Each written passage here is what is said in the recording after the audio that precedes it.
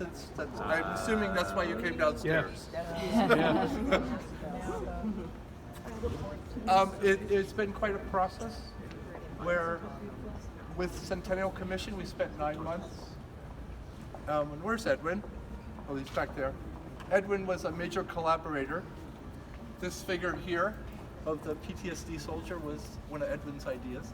But we went through this back and forth, how many meetings? Like 8 or 9 meetings. And I would keep going back to the studio and bring back another iteration. And the initial iterations were less than spectacular. And as we proceeded, they became more and more cohesive and sharper. And until we finally came up with something around Thanksgiving, and we started around March. And it was at Starbucks that Edwin made a check on my photograph, which allowed me then to go make a drawing. And the way that I worked is I shot models in my studio in real uniforms that simulated the story that I wished to depict, that would be an allegory of what World War I did to this country, this world, and our society. So I had a lot to deal with in coming up with that story. And in art, it's an odd thing because sometimes the art itself tells you the story and it leads you down the path that you're supposed to go. So a lot of the symbolism that is present here in the piece, I was unaware of it when I was making the piece.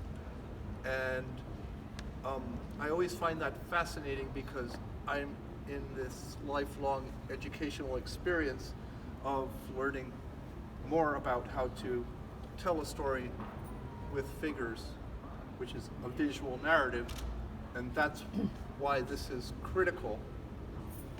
You can't affect people unless you show them what World War I looked like.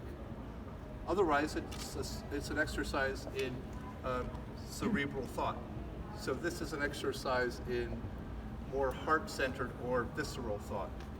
And I really knew that the task was, you've got to make something that is going to affect everybody that comes to Washington, from the 8th grader to the PhD from Yale or Harvard. And that was what we were after. And I feel we've done quite a good job in the short amount of time that we've had. And if I run through it quickly, it's an experience that I like to think of as like a movie where the participant or the visitor starts on the left and walks to the right, and as he does that, the scenes change, and those scenes tell the story of this man who is a soldier. And the reason that it's not a great man is because we already have a great man in the park, which is General Pershing.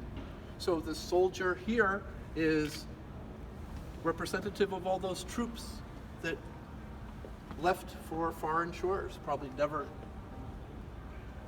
having been in, such a strange place to them.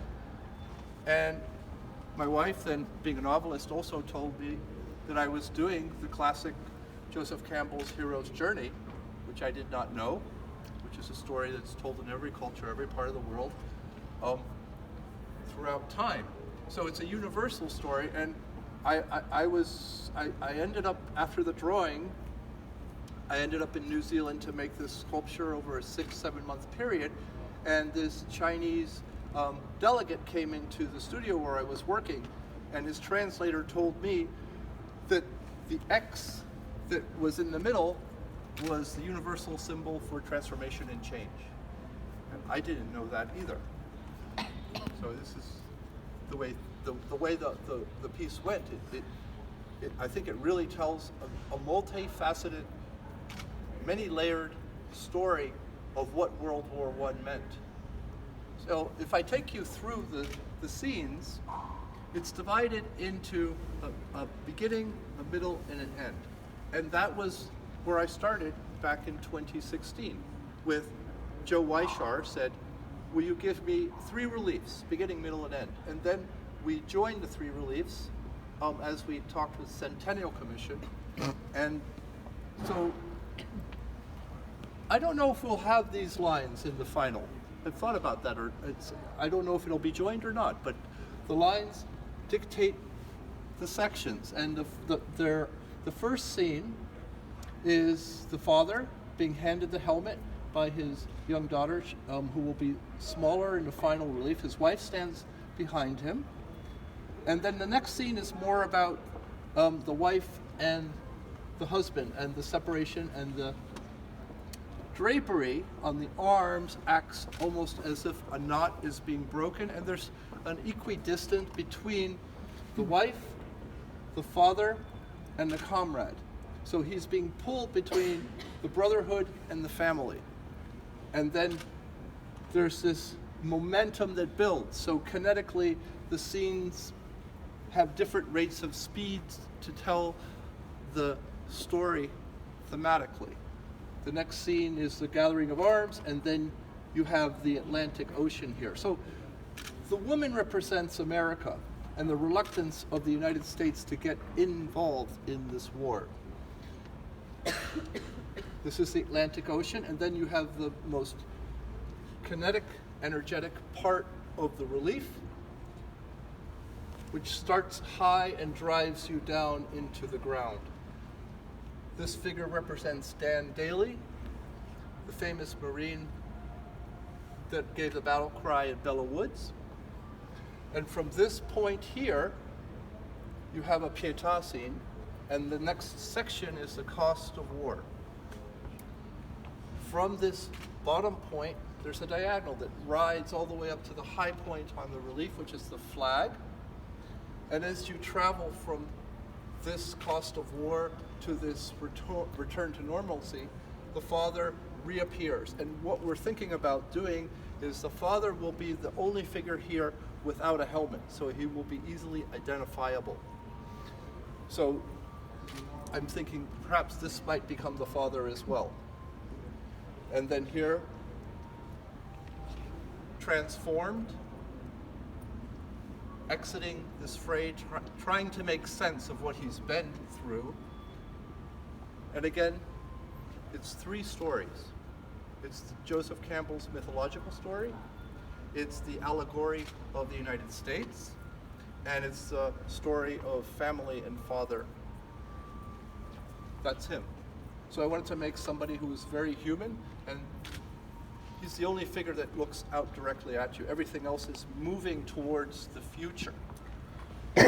From here, he's surrounded on two sides by nurses on each side of him. And then the next scene was aptly named a Three Amigos scene, in which, again, this might become the father, talking about doing that. And this figure looks back at what once was, what he's leaving, and they move forward. In the flag bearer scene, the central figure will become an African American, and the last figure will become a nurse. And this is a parade scene. It also shows the change from the more quiet scene to a now more powerful country that has become, as General McCaffrey said, agrarian nation to industrial superpower. The final scene is the father handing his helmet to the next generation, his daughter. She looks inside the helmet, dividing the future is World War II. And I've been asked, why is the mother not in the last figure? You had it in the drawing. And the reason is this last scene is an allegory of the war. And I wanted to make something that is stark and very simple in its messaging. It's one of those pieces that I didn't expect it to come out this way, but the actual working with many other people made me have a much broader message and vision of what a World War I memorial could look like. So that's it, really. I hope that helps explain it.